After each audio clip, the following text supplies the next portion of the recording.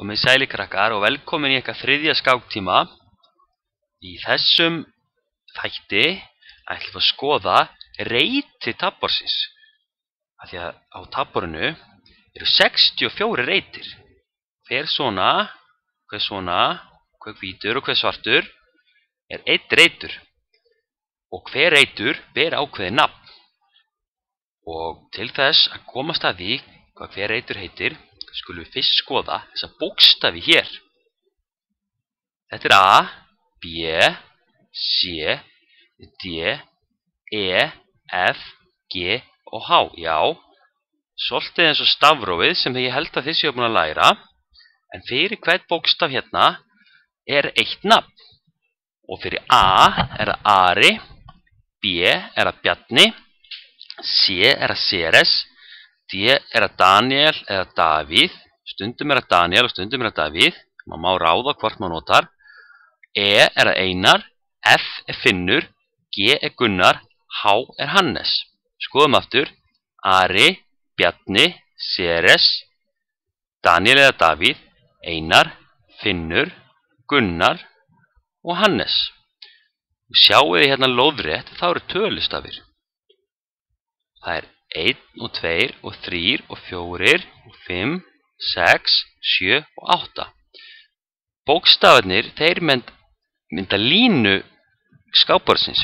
Þetta er A-lína, þetta er B-lína, C-lína, D-lína, E-lína, F-lína, G-lína og H-lína.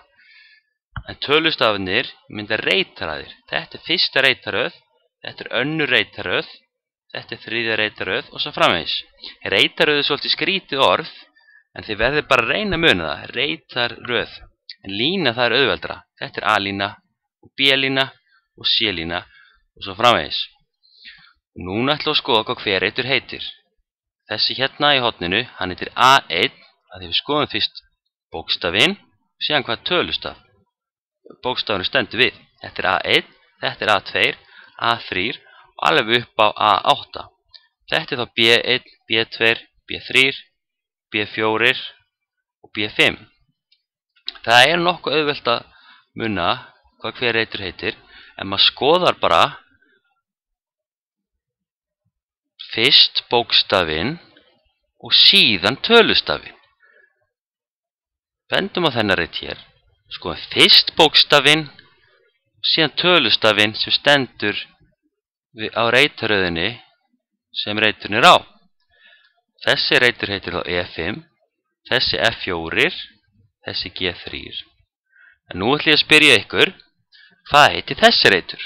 Þið megið svara upphátt. Já, ég held að þið hafi svarað rétt. Hann heitir H1, næst er þá H2. Þetta er þá G1 og þetta G2. Og alveg upp hérna væri þá G8 og þetta E5.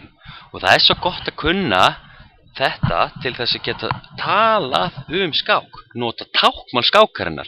Bæði þegar maður er að tala við vini sína og kennarann og mömmu og pappa og ömmu og afa skák, þá getur maður sagt hvað hver reitur heitir. Maður getur sagt hvar maður var að máta, ef maður náði að gera eitthvað flott mát. Þá getur maður sagt kannski ég náði að leika drottningun á G6 og máta andstæðing minn. Eða ég náði að leika biskupnum á C5 og segja þá skák. Eitthvað svoleiðis. Það er svo auðvelt að tala tabborðið og skákir sem maður hefur verið að tefla þegar maður kann þetta táknmál skákarinnar sem þið verið snögg að læra ef þið horfið á reitina alltaf þegar þið eru að tefla og hugsið hvað hver reitur heitir. Þetta sé C3 til dæmis, A2, B1 og svo framvegis. Takk fyrir tíman í dag.